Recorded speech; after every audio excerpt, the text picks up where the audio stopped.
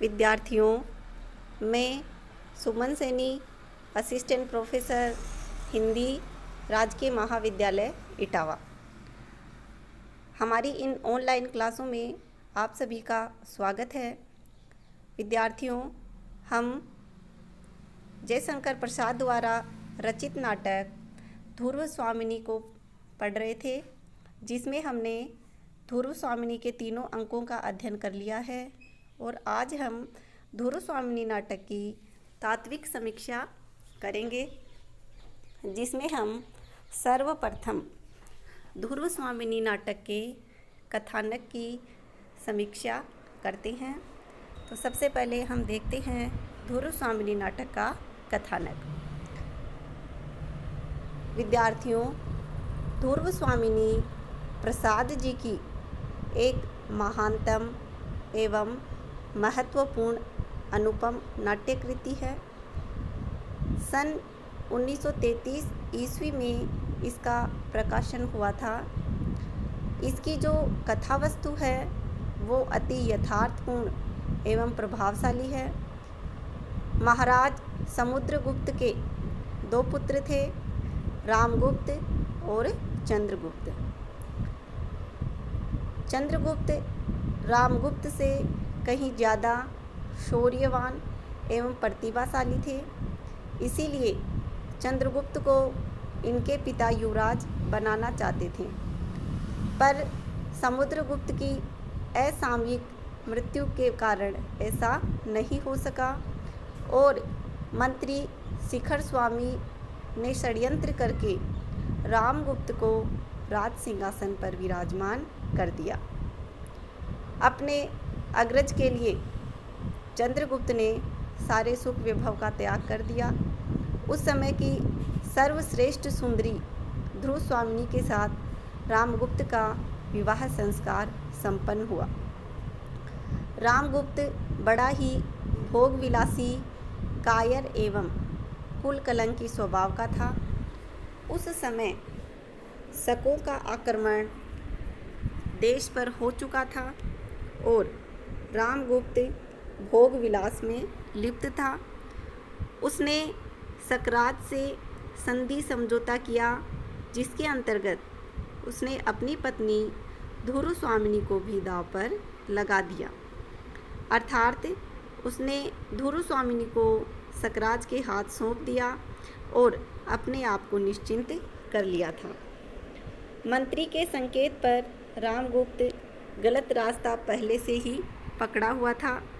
इसी कारण उसका जीवन सने सने और ज़्यादा बर्बाद होने लगा। रामगुप्त के व्यवहार से ध्रुव स्वामिनी बिल्कुल क्षुब्ध हो गई थी। पति की अकर्मण्यता को देखकर उसका हृदय द्रवित हो गया। अंततः उसने आत्महत्या करने की प्रक्रिया ठान ली। तभी चंद्रगुप्त स्थिति को नियंत्रण के अधीन कर ध्रुव स्वामिनी की रक्षा करता है और सकराज की आशा पर पानी फेर देता है। चंद्रगुप्त ने देखा कि गुप्त वंश का यश धूमिल हो गया है, तो वह तत्काल स्त्री के वेश में ध्रुव स्वामिनी के साथ सकराज के पास जाता है। दोनों ने एक जैसी वेशभूषा पहन रखी थी, जिससे सकराज को संदेह हुआ कि वास्तव में ध्रुव स्वामिनी कौन है। चंद्रगुप्त अपने वास्तविक रूप में आकर सकराज से युद्ध करता है और उस युद्ध में सकराज मारा जाता है। ध्रुव स्वामिनी की अस्मिता को ध्यान में रखते हुए सामान्य वर्ग रामगुप्त का विरोध करता है और अंततः रामगुप्त की हत्या कर दी जाती है। पुरोहितों की शास्त्र सम्मति एवं अनुष्ठान संपन्न कर विधवा ध्रुव स्वामिनी का पुनर्विवाह चंद्रगुप्त के साथ संपन्न होता है और ये दोनों राजकाज संभालने लगते हैं। इस प्रकार ये ध्रुव स्वामिनी का संक्षिप्त सारांश है। अब शास्त्रीय स्वरूप के आधार पर देखते हैं इसके कथानक की समीक्षा। शास्त्रीय स्वरूप के आधार पर देखें तो धुरु स्वामिनी नाटक पूर्णतः ऐतिहासिक है, मगर इसे नाटककार ने रंगारंग कल्पनाओं से भर दिया है। यह नाटक भारतीय संस्कृति की धरोहर है। यहाँ असत्य पर सत्य की विजय को दिग्दर्शित किया गया है। देश सेवा की भावना एवं नारी जाति के सम्मान की दुहाई दी गई है। सामाजिक रूढ़िवाद के विरुद्ध इस नाटक में स्त्री जाति का सशक्तिकरण किया गया है। आधुनिक समाज के हितार्थ शौर्यवान शासक की आवश्यकता है। नपुंसक एवं भोग विलास में लिप्त शासक देश को डुबो देता है।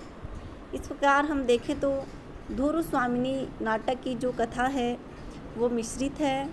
इसमें ऐतिहासिक वृत्तांत एवं उपलब्धि विद्यमान है। यह नाटक इतिहास एवं कल्पना से संबंधित चरित्र प्रधान है। इसमें इतिहास और कल्पना का गहरा संबंध देखने को मिलता है। यह नाटक 3 अंकों में विभाजित किया गया है। प्रत्येक अंक का दृश्य संख्या मात्र 1 है, अर्थात एक अंक में केवल एक ही दृश्य है। इस नाटक का प्रारंभ रामगुप्त के शिविर से आरंभ होता है।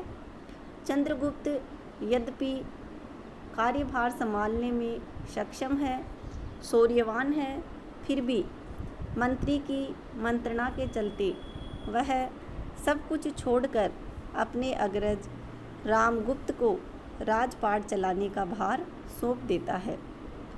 रामगुप्त स्वयं एक डरपोक एवं भोगविलासी व्यक्ति होने के कारण किंग कर्तव्य विमूढ़ बना रहता है। किंग कर्तव्य विमूढ़ का अर्थ है जिसको अपने कर्तव्य का ज्ञान नहीं रहता कि कौन सा कार्य करने लायक है और कौन सा कार्य करने लायक नहीं है। धुरु स्वामिनी जो उस समय की विश्व सुंदरी नायिका होती है, उसके साथ रामगुप्त का विवाह संस्कार हो जाता है, मगर रामगुप्त अपने दायित्वों से बेखबर रहता है। वाद विवाद के चलते रामगुप्त व धुरु स्वामिनी के संबंध में दरार पड़ने लगती है। इसी बीच सकराज का आक्रमण हो जाता है। रामगुप्त उसका मुंह तोड़ जवाब देने में सक्षम नहीं होता, तो वह संधि समझौता करता है और उस संधि समझौते के तहत वह अपनी ब्याता धर्मपत्नी धुरु स्वामिनी को सकराज के हाथ सौंप देता है और अपने आप को दरकिनार कर लेता है। इस पर धुरु स्वामिनी क्षुब्ध होकर मृत्युवरण के लिए तत्पर हो जाती है। देश की बुरी स्थिति एवं रामगुप्त की कायरता को देखते हुए चंद्रगुप्त देश की रक्षार्थ सेना की कमान संभालता है और विशेष परिस्थिति में सकराज को मार गिराता है। चंद्रगुप्त स्त्री के वेश में सकराज के पास गुप्त रूप से पहुंचता है। सकराज यह देखकर हैरान हो जाता है कि धुरु स्वामिनी का जुड़वा रूप कहाँ से आ गया। चंद्रगुप्त अपना वास्तविक रूप दिखाकर सकराज से युद्ध करता है और सकराज है वो मर जाता है। उसके बाद में चंद्रगुप्त के सामंत वर्ग के जो लोग हैं वो रामगुप्त का भी वध कर देते हैं, क्योंकि वह किसी काम का व्यक्ति नहीं बल्कि धरती पर बोझ ही था। पुरोहितों के परामर्श से वैदिक विशेष अनुष्ठान संपन्न कर धुरु स्वामिनी का पुनर्विवाह चंद्रगुप्त के साथ हो जाता है और ये दोनों राजपाट चलाने में सक्षम एवं समयानुकूल गुप्त वंश का नाम रोशन करते हैं और मगध राज्य का विस्तार मालवा सहित अन्य राज्यों का आधिपत्य करके बढ़ाते हैं। इस प्रकार धुरस्वामिनी नाटक है उसका कथानक प्रासंगिक है और इसमें पुनर्विवाह को मान्यता दी गई है। स्त्री समस्या को इसमें उभारा गया है। आगे हम देखें,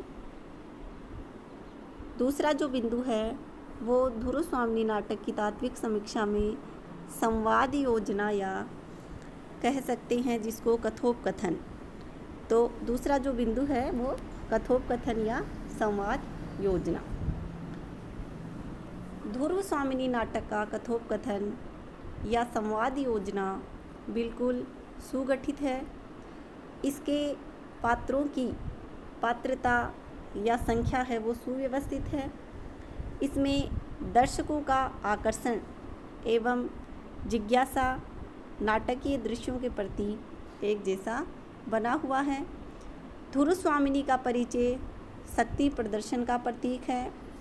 सकराज द्वारा आक्रमण की प्रक्रिया रामगुप्त की कायरता को दर्शाता है।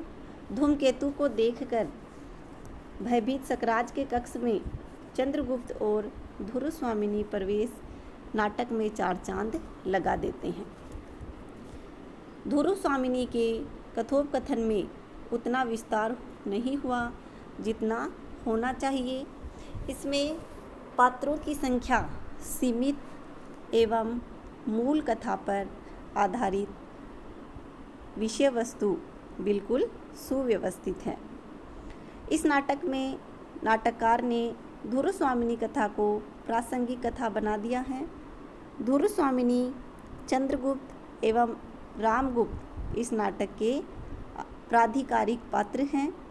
रामगुप्त जैसे अयोग्य एवं डरपोक शासक से मुक्ति धुरस्वामिनी का उदार एवं पुनर्विवाह आधारित तौर पर मुख्य घटनाएं हैं जिनके आधार पर संपूर्ण नाटक में अपना रंग दिखाया गया है। नाटक की कथावस्तु के समुचित विकास में कार्यक्रमों का विशेष महत्व माना गया है, जो इसके प्रथम अंक में प्रारंभ और प्रयत्न, द्वितीय अंक में प्राप्ति की अभिलाषा और तृतीय अंक में नियताप्ति और फलागम जैसे कार्य व्यवस्था का समायोजन हुआ है।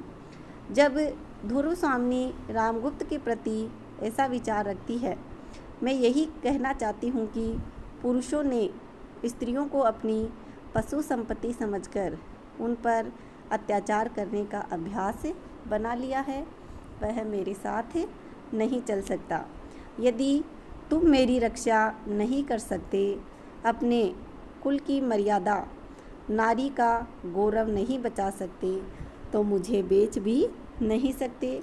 इस प्रकार के कथोपकथन जीवन एवं देश की रक्षा के लिए मान सम्मान की खातिर वह आत्महत्या करने पर उतारू हो जाती है। धुरस्वामिनी की कथानक संवेदनात्मक होने के कारण प्रश्न एवं उत्तर देने की प्रक्रिया संवेदनशील हुई है। इस प्रकार हम कह सकते हैं कि धुरस्वामिनी नाटक कथानक और कथोपकथन की दृष्टि से एक सफल नाटक है। आज के इस वीडियो में इतना ही।